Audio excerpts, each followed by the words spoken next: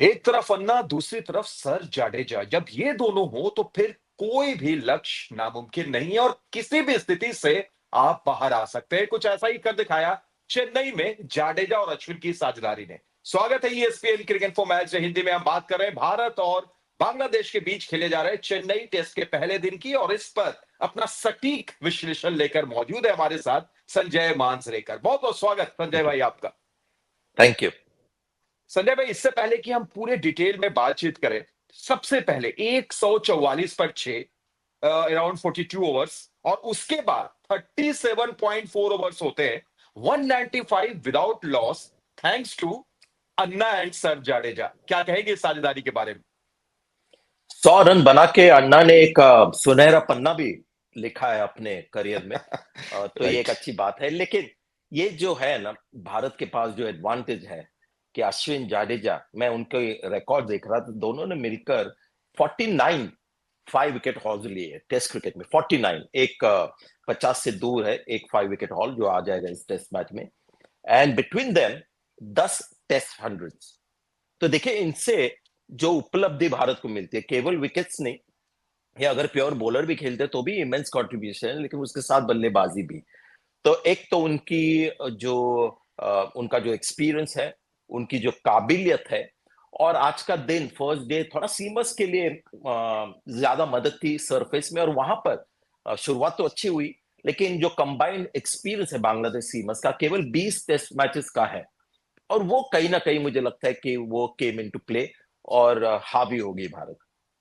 बिल्कुल, 144 पर 6 से आप एक मौका दे देते हैं भारत को 300 से ज्यादा का स्कोर बनाने के लिए, और अभी भी 4 विकेट बाकी है, तो ऐसा लगता है कि शायद एक मौका गवा दिया। लेकिन संजय भाई, यहीं पर अगर अश्विन की हम बात करें, जिन्होंने इस पारी के बारे में कहा कि टीएनपीएल में जब वो बल्लेबाजी कर रहे थे तो बड़ा लुत्फ उठा रहे थे, और वहीं से उन्होंने अपनी बल्लेबाजी पर काम भी किया। हालांकि ये छठा शतक है, लेकिन क्या ये अंदाज आपको अश्विन का थोड़ा सा चौंकाता हुआ नजर आया, जिस अंदाज में वो फ्री फ्लो आज नजर आए? ये अच्छा सवाल है, क्योंकि हमने देखा है उनको इस तरह से खेलते हुए, लेकिन इस तरह से खेलते हुए शायद इनकी ये बेस्ट इनिंग्स है।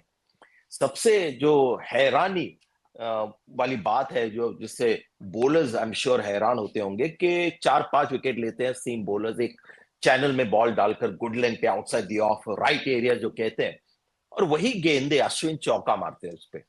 और वहां पर थोड़ा सा मुझे लगता है कि बॉलर्स थोड़ा स्कैंडलाइज हो जाते हैं, थोड़ा उनको पता नहीं चलता कि अब क्या करें, क्योंकि अगर आपका बेस्ट बॉल स्टॉप बॉल पे चौके मारते जाए कोई बल्लेबाज, तो आप क्या कर सकते हैं। और ये खासियत अश्विन के पास है, ये गिफ्ट उनके पास है।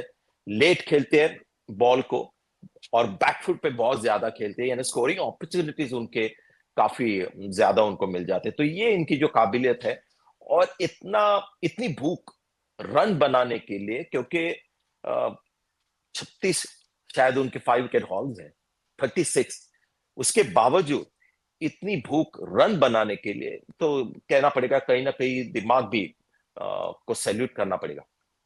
बिल्कुल, और शायद एक थोड़ी-सी नाराज़गी भी होगी कि भाई आज आपने मुझे जाडेजा से भी नीचे उतारा।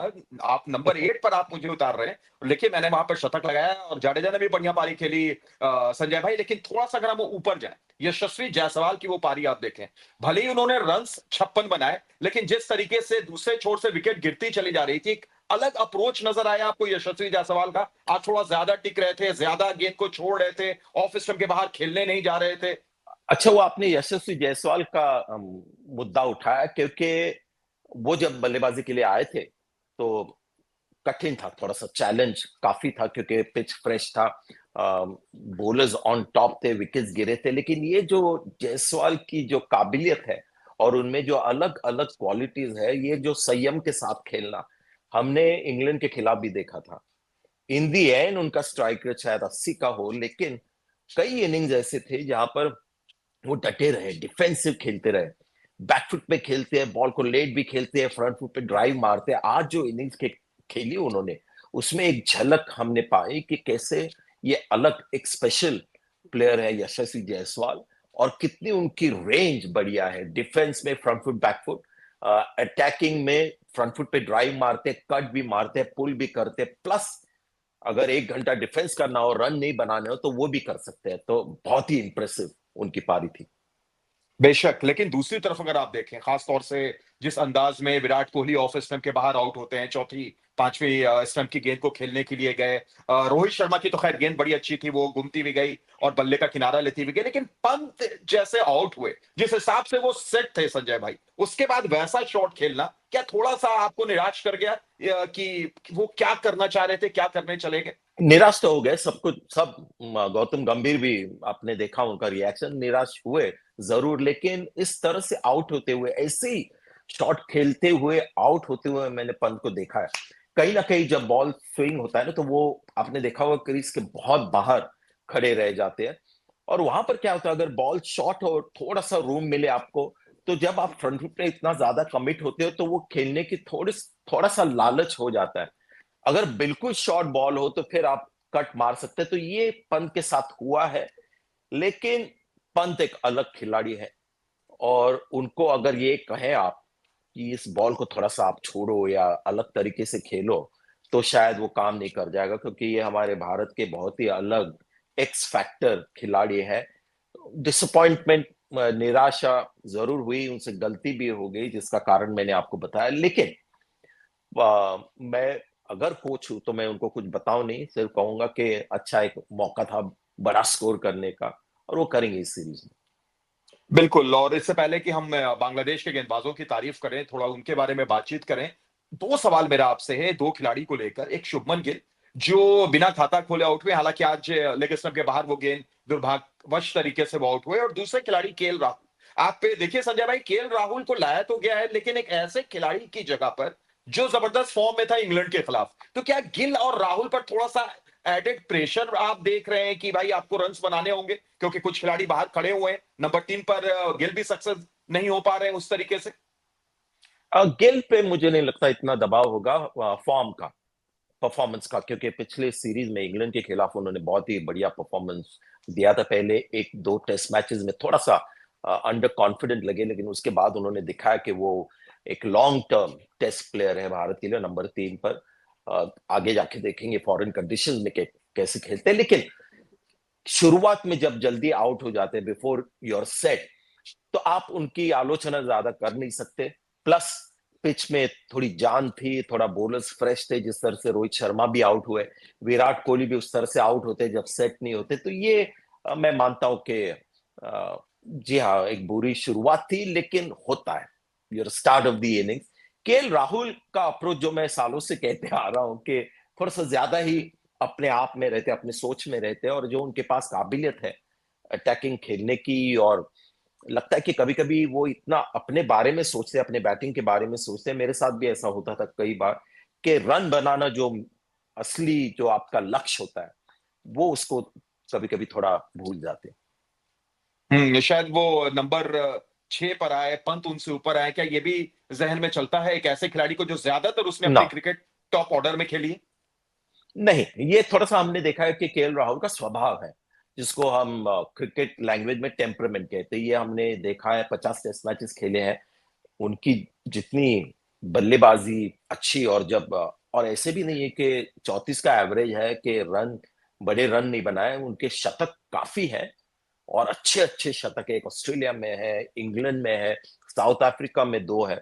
उसके बावजूद ये 34 का जो एवरेज है, ये आपको बताता है कि उनका मूल जो स्वभाव है एज़ अ टेस्ट बैटर, वो कहीं न कहीं वो प्ले में आ जाता है। चलिए, अब आखिर में अगर बात हम कर लें बांग्लादेश की, जिन्होंने अगर टी तक, वो अगर इस मैच को देखेंगे, इस दिन को देखेंगे, तो शायद ऐसा सोच कर गए होंगे टी तक कि सब कुछ उनके पक्ष में गया है। पहले सत्र 3 विकेट, भारत 88 रन बनाता है। दूसरा सत्र 3 विकेट, भारत 88 रन बनाता है। बिल्कुल एक बराबर वाला सत्र। लेकिन तीसरे सत्र में कहाँ उनसे चूक हो गई? हसन महमूद जो 4 विकेट लिए, उसके बाद उन्होंने कोई विकेट हासिल नहीं किया। 163 रन संजय भाई आखिरी सेशन में बने, बिना कोई विकेट गंवाए। 3 कारण, एक तो आखिरी सेशन हमेशा मुश्किल होता है बॉलर्स के लिए टेस्ट क्रिकेट में। इसीलिए कहते हैं पोस्ट इस सेशन में बल्लेबाज हमेशा हावी हो जाता है। पुराने जमाने में गावस्कर कहते थे कि पहले 2 सेशन आप बॉलर को दे दो, आखिरी सेशन आप ले लो। तो मुश्किल ही होता है अक्सर बॉलर्स के लिए। दूसरा, थोड़ा सा पिच आसान हो गया था खेलने के लिए, बल्लेबाजी करने के लिए, और बॉलर भी थोड़े से थके हुए थे। और तीसरा जो सबसे इंपॉर्टेंट कारण, कि अश्विन जडेजा जिस तरह से उन्होंने बल्लेबाजी की, ये बहुत ही काबिल बल्लेबाज है, और कहीं ना कहीं जो एक्सपीरियंस है सीम बॉलिंग का बांग्लादेश का, वो थोड़ा सा टेस्ट हुआ, और होता भी क्योंकि उतना खेले नहीं है, और बहुत ही मुश्किल चैलेंज था आखिरी सेशन में। तो मैं नहीं समझता उनसे कोई बड़ी चूक हुई है, जो भी हुआ उनके शायद कंट्रोल के बाहर था। 195 रन की अगर साझेदारी होती है और अभी भी अविजित साझेदारी, नाबाद साझेदारी, तो जाहिर तौर पर विपक्षी टीम बैकफुट पर रहती है। देखना यही है कि दूसरे दिन किस तरीके से वापसी करती है टीम, और हम भी आपके सामने हाजिर होंगे दूसरा दिन की समीक्षा लेके। फिलहाल बहुत बहुत शुक्रिया संजय भाई जुड़ने के लिए, थैंक यू। तमाम बातचीत के लिए, और आप देखते रहिए ESPN cricket for match day Hindi.